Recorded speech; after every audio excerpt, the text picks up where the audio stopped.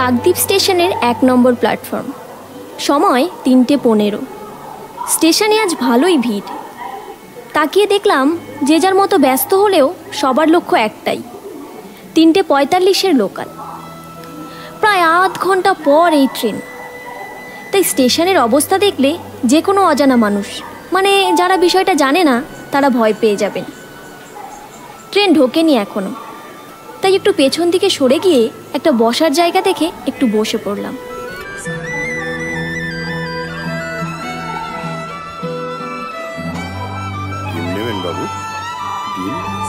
বসে থেকেই খেয়াল করলাম বারবার একটা ক্ষীণ শব্দ আমার কানে আসছে, কিন্তু কিছুতেই বুঝতে পারছি না কোথা থেকে আসছে। মুখ উঁচিয়ে দেখলাম একটু দূরে একটা লোক ডিম সিদ্ধ বিক্রি করছেন, তবে ওনার গলায় ভিড়ে আমার শুনতে পাওয়ার কথা না।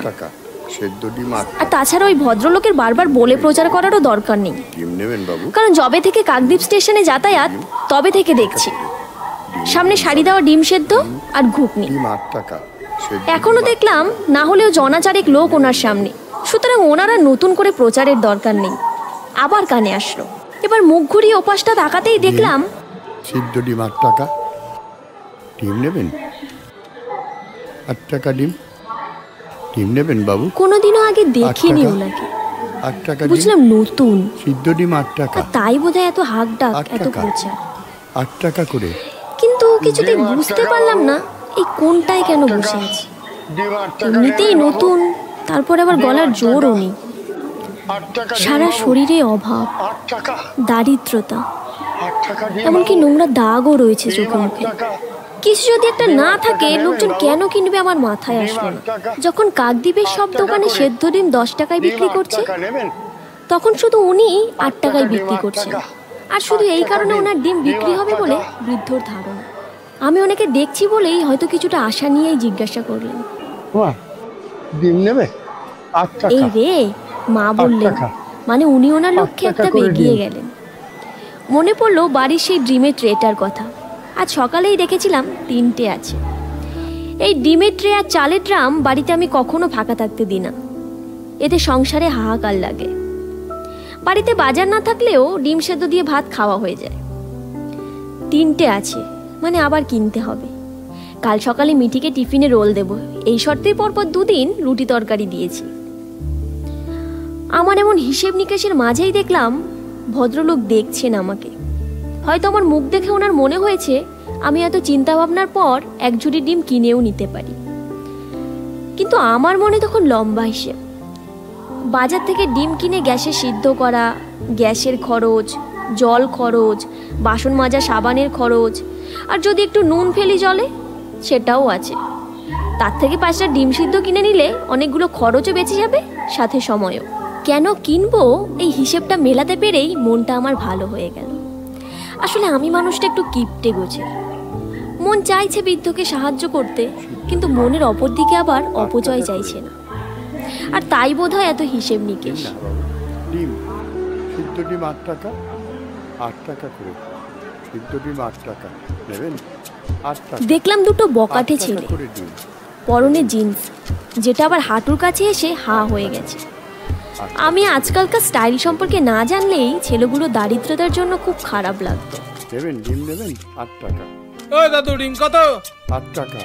ওপরে শার্টের কলার তো তোলাই, বোতামগুলো বুক অবধি খোলা। ৮ টাকা। নিজের মনেই বলে উঠলাম, আহারে খুব গরম লেগেছে বেচারাদের। কিন্তু তারপরেই নজরে পড়লো অজগর সাপ। দেখলাম একজনের বুক দিয়ে অজগর নেমে আসছে, আর সেটা দেখানোর জন্যই বোধহয় ওর বুকটা অতটা খোলা। আজকালকার মানুষের গায়ে, পায়ে, হাতে এরকমটা একটু দেখাই যায়, তাই খুব বেশি অবাক হলাম। শুনলাম বৃদ্ধ বলেই যাচ্ছে ছেলেগুলোর বিন্দু মাত্র ভ্রুক্ষেপ নেই, গুন্ডামি করতেই ব্যস্ত। সালা মাল দুটোকে আরো খেলাতাম, হাতটা এখনো টাটাচ্ছে। ছাড় ছাড়, আর মাথা গরম করিস না। উনি তোমাদের কিছু বলছেন? ৮ টাকা করে। কি দাদু? ডিম ৮ টাকা। কি গলা জোর মারি, ঠোঁট দুটো না নড়লে বোঝাই যেত না মালটা কিছু বলছে। আচ্ছা ঠিক আছে দাদু, ৫টা দাও। আমার খুব রাগ হয়ে গেল।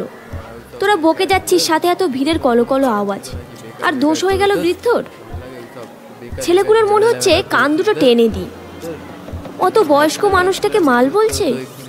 ছেলেটা বলতেই বৃদ্ধ কাঁপা কাঁপা হাতে দ্রুত ডিমের খোসাগুলো ছাড়াতে শুরু করলো। হয়তো ভয় পাচ্ছেন, দেরি হলে যদি ছেলে দুটো ডিম না নেয়। 5টা ডিম মানে 40 টাকা। যাক, কিছুটা ইনকাম হলো না। আমি নেব কিনা ভাবছি। বৃদ্ধ একটা করে ডিম ছুরি দিয়ে কাটছেন, নুন দিচ্ছেন আর ছেলেটার হাতে দিচ্ছেন। অজগরের মালিক পরপর দুটো ডিম পাশে ছেলেটার হাতে চালান করে দিলেন। বৃদ্ধ আরো দুটো ডিম দিলেন। অজগরের মালিক পরপর দুটো নিজের মুখে চালান করে দিয়ে পকেট থেকে 50 টাকার নোট একটা ধরালো। বৃদ্ধ লোকটা বাঁ হাতে টাকাটা নিয়ে ডান হাতে আর একটা ডিম দিতে গেলে টাকাটা ফেরত দাও আগে।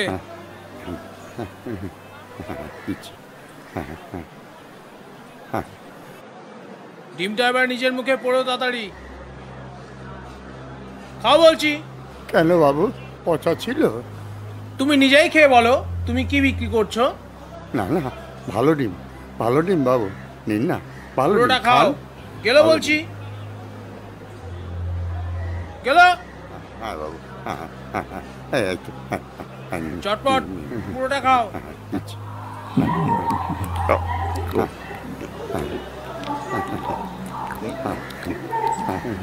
খাও। দিচ্ছি।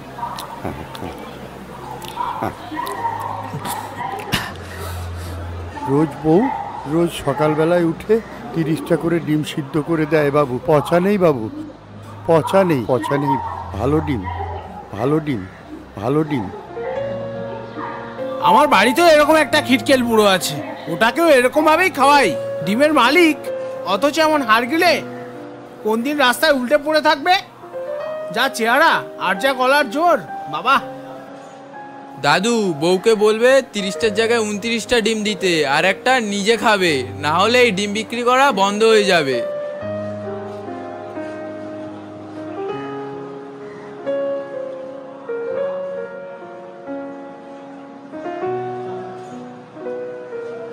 আজকালকার ছেলে মেয়েগুলোকে আর বুঝতে পারি না, কি যে চায়, একটু অন্য রকম ভালো।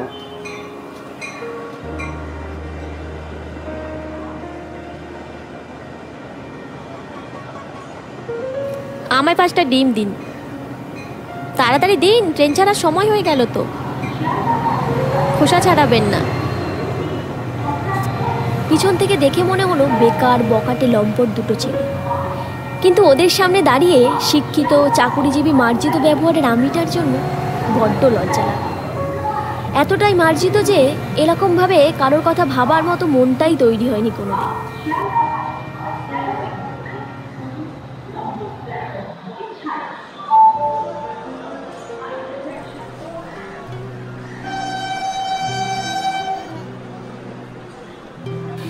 ছোট থেকে অনেক কিছু শিখেছি, পড়াশোনা, নাচ, গান, ভদ্র আচরণ, বড়দের সম্মান, কিন্তু আজকের এই শিক্ষাটা কেউ দেয়নি।